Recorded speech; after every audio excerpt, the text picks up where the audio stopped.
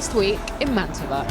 Cairoli round the outside, and he and Koldenhoff both go down. Thomas Kjær Olsen wins race 1. VL walking back for Team France. Jeffrey Hurlings picks up 1 point for the Netherlands with a win in race 2. Zalapino! He has to make this pass if they are going to get docked 10 places, if that is the penalty, let's say. I see from mechanic that something was wrong. They say to me, or you pass 3 positions with a win. Italy are going to be crowned world champions.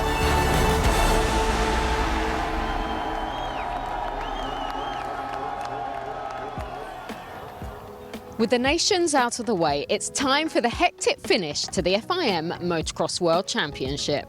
We're here in Teutschenthal for the first of 8 GPs in the space of 6 weeks that will decide this year's champions.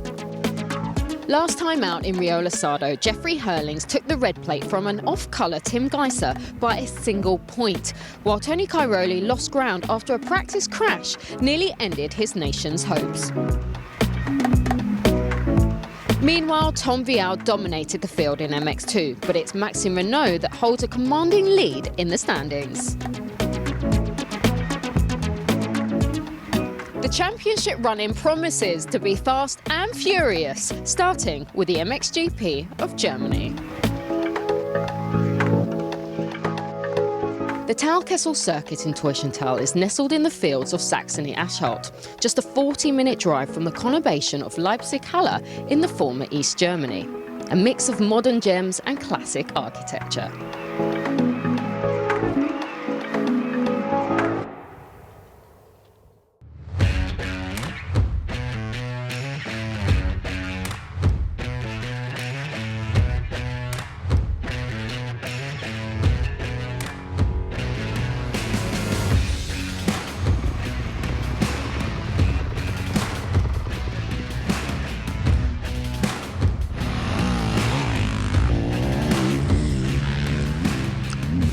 Henry Jacobi for JM Honda Racing takes us for a lap around the Talkessel circuit.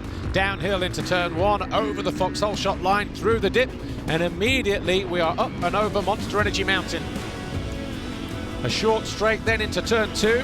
You can see the lines here from Saturday's racing, how the track should cut up for the races on Sunday. Lots of ruts, bumps downhill, lots of different lines as well. Turn 3, short, sharp burst, uphill, over the crest, across the start straight in the opposite direction, over this crest here. And again, look at the amount of lines the riders will be dealing with as they hit what will be the penultimate turn on the racetrack. Down past pit lane, into the final corner, over a small crest. This is the run down towards the Monster Energy finish line jump just here.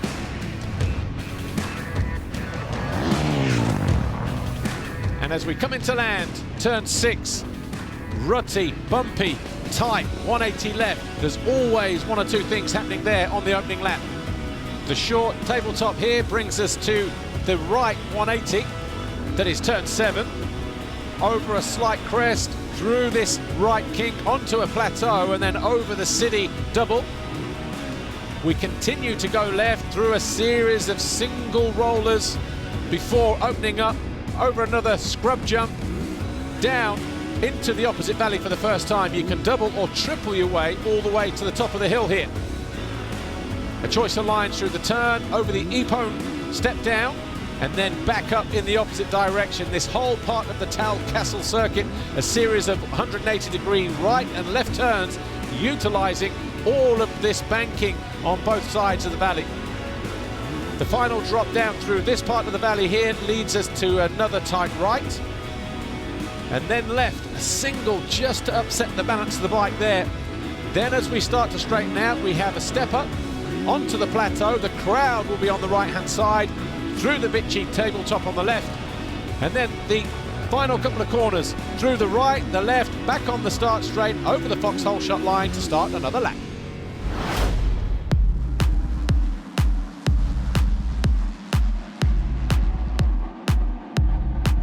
Last year was pretty bad middle of the season. Unfortunately, both of our riders got injured. happy that we find pretty quick two fill-in riders. One of them was Isaac Gifting. He surprised us a lot. Last year when I joined the team, I actually surprised myself quite a lot with my riding and the results. I was expecting, let's say, to be maybe top 10 sometimes, and this I was already from the beginning. Lommel last year was my high point of the season. Everything was just clicking. I just went for it. I think I managed to get in one moto second. Oh, Harup under the bike, his teammate right in there, and it was Langenfelder. My injury from last year in Faenza really changed my pre-season. We needed to work a lot on the muscle growth of my right leg. Working together with the Red Bull APC in Thalgau, we did a really good job. Starting this season, I unfortunately got a foot injury. It was not too bad. I could still ride. It followed me for quite a while because since you ride with it always, it doesn't recover so well. Now everything is fine. I was just happy that I could still ride with it and I didn't have to go out. My beginning of the season was quite good, but now the last few races weren't that good. I think it was just some bad luck. This season, when I'm no longer a rookie, I think I've been feeling a little bit more pressure. I think now, after a while, you get used to it, and now everything feels fine. We had a really good Saturday at the Nations. We went to the line as 5th. Unfortunately, it rained so much then. We had some problems. The Nation was a pretty good race for me, finishing 3rd overall in MX2. Unfortunately, we had one rider who was injured, so the overall result from the team was not so good. We're here in Teutschenthal. This is our home Grand Prix. It's a lot of pressure also for the riders because it's for the team. Simon Langenfelder is German. I'm looking forward to racing in Germany again. Home GP is always something special. After last year, where we unfortunately didn't have a race in Teutschenthal, now we're back. I'm happy to be riding here again. We are really happy that until now we don't have any big injuries. Our goal is to become minimum one time on the podium. What I can achieve in the last few races of the season, I just give my best, try to make some really good starts, and then it's always easy to go with the front guys and hold their speed because you can see their lines a little bit. For the last races this year, I think some top 5 results is possible, especially since I got this top 5 overall in Riola. But I'm really focusing on the starts because I know when I'm in the starts, then a lot of things can happen. It's not easy to have so many races behind each other. I think that's good, so we have a longer off-season, then we can prepare better for 2022.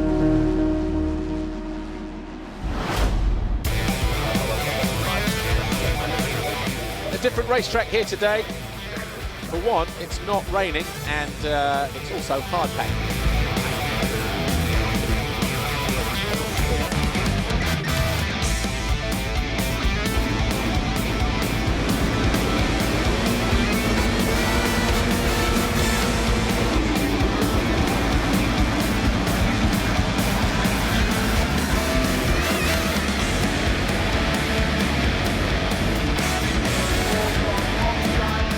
Tom Viel, he holds a nice tight line, 2 Yamahas behind him, but fanning out 3 abreast. Langenfelder is right there in 3rd position as well.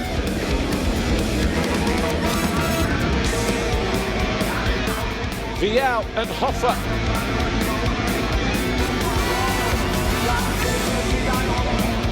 Hoffer taking over the lead by the time we already get to turn 3. Your championship leader there in 3rd place with that red plate. Beniston already making moves around his teammate and looking to... Oh, and he's off the side of the track. First lap for Beniston, down. Langenfelder getting off to the perfect start in 3rd place. Behind him is Maxime Renault in 4th place. Langenfelder coming under attack from Renault. Looks like he's going to find his way down the inside. He had to be forceful, and he does move into 3rd. And Maxime Renault, he saw a gap, he went for it. Thiago Geerts ran down the inside of the Gas rider. Same move that Renault put on the German. Geerts now up into 4th. Viel, he's really applying the pressure to Hoffer. Hoffer will hear that engine, left, right, and this time he gets alongside. That's the first time he's seen his teammate all race, and now he sees him for real, because he sat there right in front of him as the new race leader. Conrad Muse, fastest of the race again. Here's Muse going after Kai de Wolf. and eases past the Dutchman. What a race Conrad Muse is having now, up into 7th place.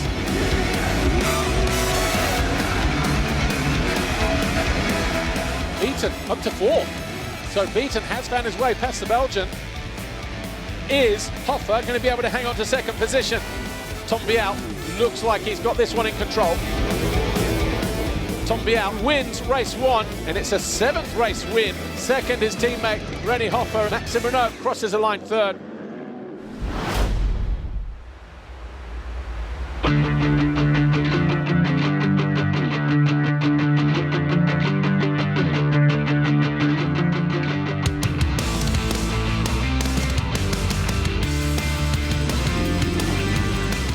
All eyes over on the right-hand side of the gate. There's a rider's face down the start straight. It was Tom Vialle last time, and he gets another good getaway there. But so too does Maxime Renault, who's got plenty of space. So too has Beneston. Looked like Kaider Wolf just got sat up mid-corner there, but he's still there in, what, 3rd, 4th position. And it's Vialle. Kaider Wolf in 4th. Jago Geerts 5th. Hoffer 6th, but he was alongside, I think, one of the Gas and Jed Beaton. But it's Vialle, Renault, Beneston, Geerts, De Wolf, Beaton.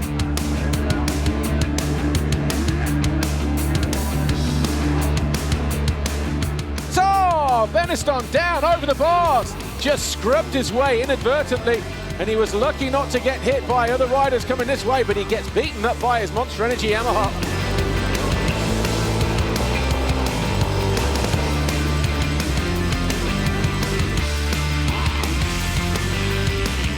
Hoffer gets better drive around the outside and does find his way past Kaider Wolf. Not a good day for Roman Mostijk, and in the end, 10th in race 1, no points on the board in race 2. There he is, the 198, but almost 3 abreast as they hit Monster Energy Mountain. And Guadagnini! Wow! Talk about risky. Gets alongside Langenfelder again. This time he does find a way through successfully. So Guadagnini then up into 8th place.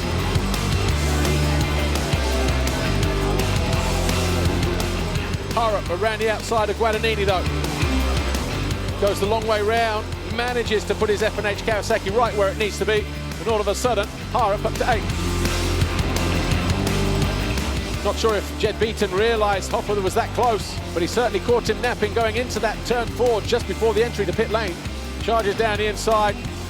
Comfortable pass in the end for Hoffer.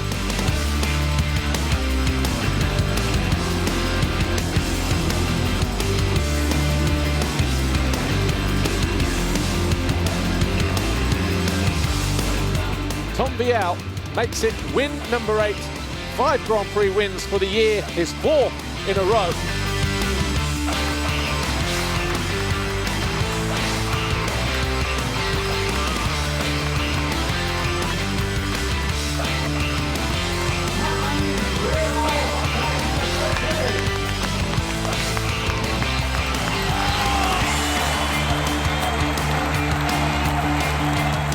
Vialle won the Grand Prix from Renault and Hoffer, although it was later deemed that Vialle did not respect waved yellow flags. A result was overturned, so Renault went 3-1, Vialle won 3, and Hoffer 2-4. Renault now leads the championship by 85 points over Jago Geerts, Guadagnini 3rd, Beaton 4th, Vialle 5th.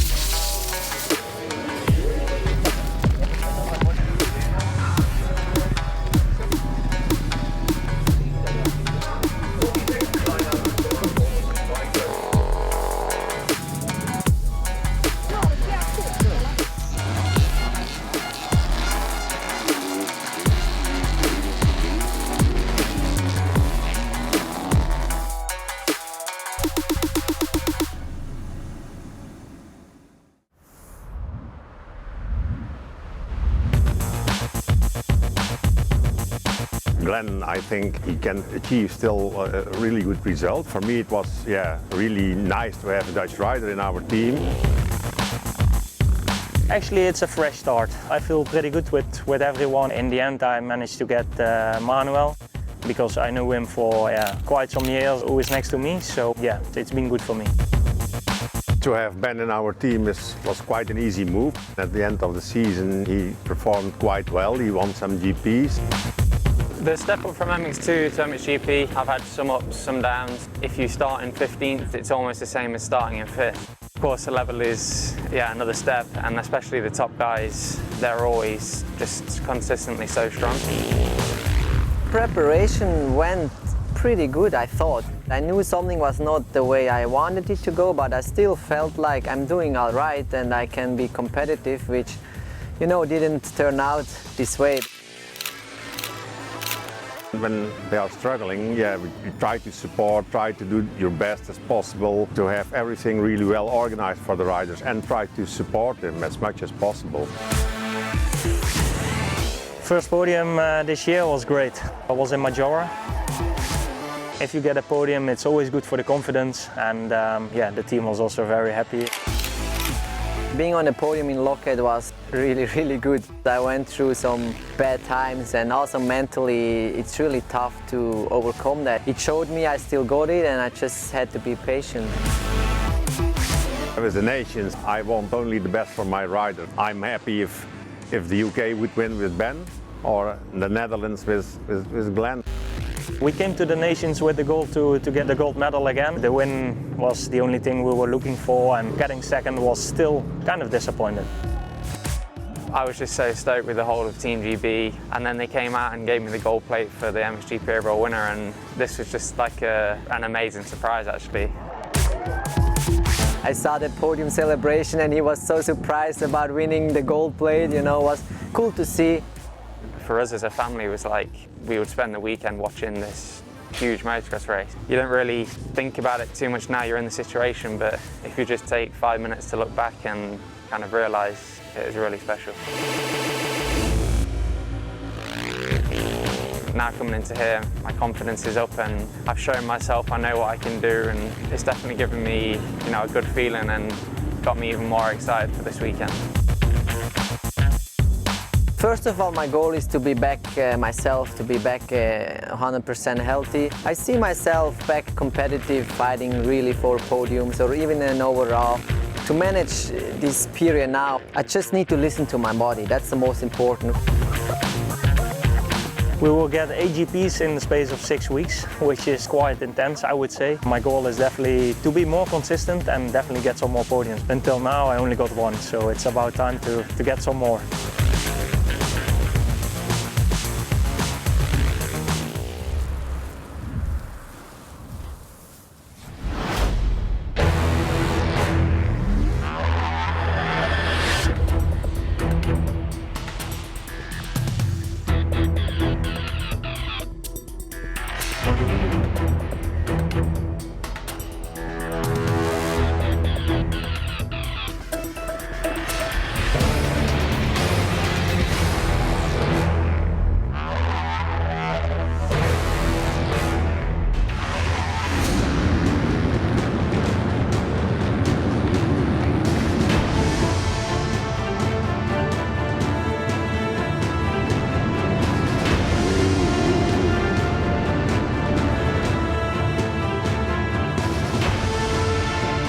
Left and right, right to left. Prado and Hurlings. Hurlings looking to strike early, but guess what?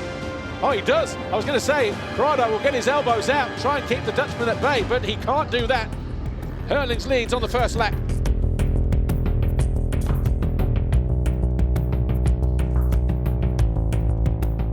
And Prado making the most of those mistakes. He's got the Dutchman on the outside and he's going to control the inside here, and he takes back the lead on lap 3.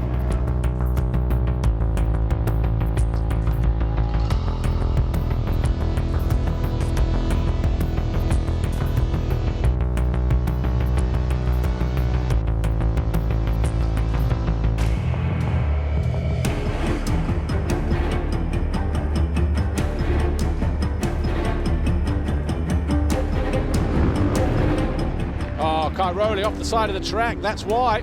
Oh, I tell you what, he was brave there. He almost went scuba diving.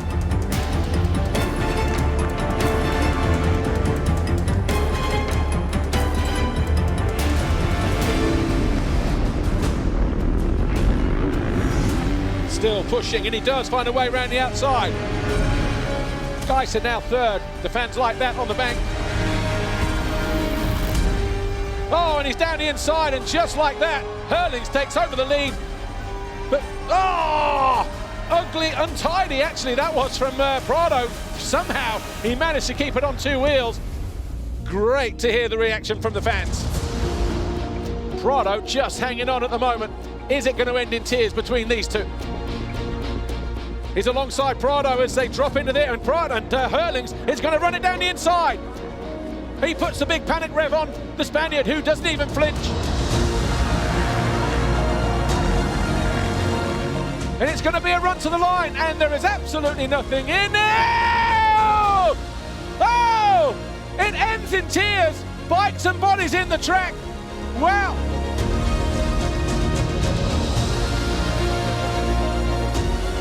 Wow, whose fault was that? Well, Herlings just walks away, absolutely brassed off. What a dramatic end to race one. And Jorge Prado being stretchered off.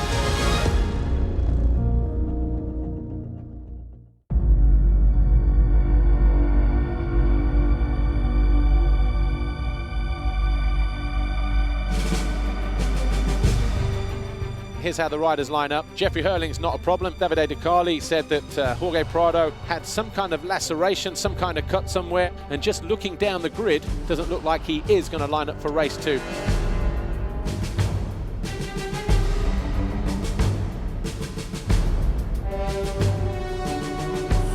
Of Roman Fevre, who looked like he grabbed the foxhole shot.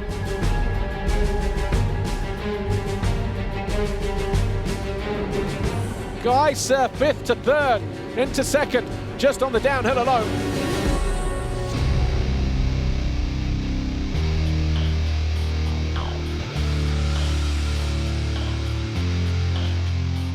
Gets alongside Jonas, has to go hard and deep into this turn. That's exactly what he does.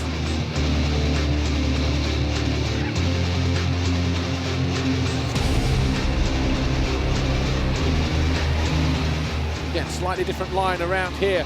Trying to force the issue, and he may just find his way up the inside, and he does.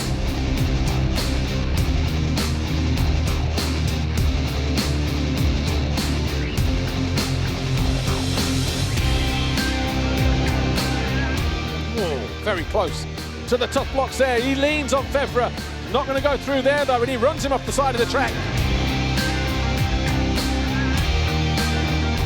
This is where he made the move in race one, exactly the same move in race two. And Geiser leads for the first time. And that will be the championship leader's red plate right there. The race win if he stays there, and the overall victory as well. Oh, and Koldenhoff just ran into the back, just couldn't avoid. And that was an easy pass in the end for Paul Jonas. Tim Geiser will win race two. He will win the German Grand Prix. He will take over the championship leader's red plate as well as we head to France, round 12.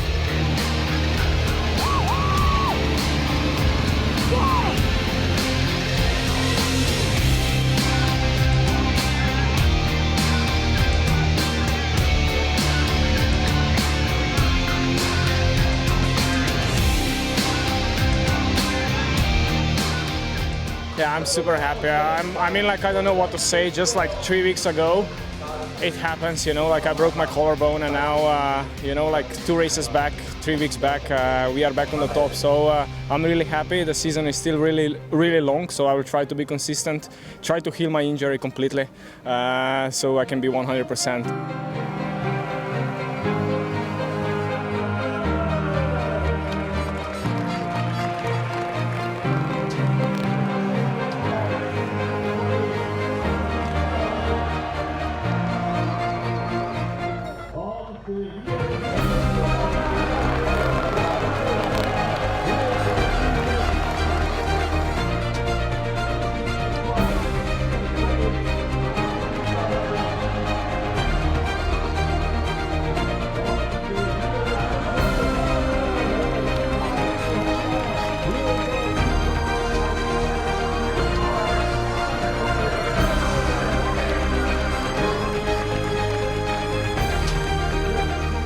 I should be very lucky. I'm still racing, you know. Just my knee got a big impact, and everything is fine with it, but just had a trauma and a lot of liquid in there. So when I was riding now, I had so much pain when I kept moving, but I think after that impact, it's not too bad. So a 2 and a 3, average, especially that second motor was in pain, but hope to heal up throughout the week, and yeah, hope to be ready again for next week in the front.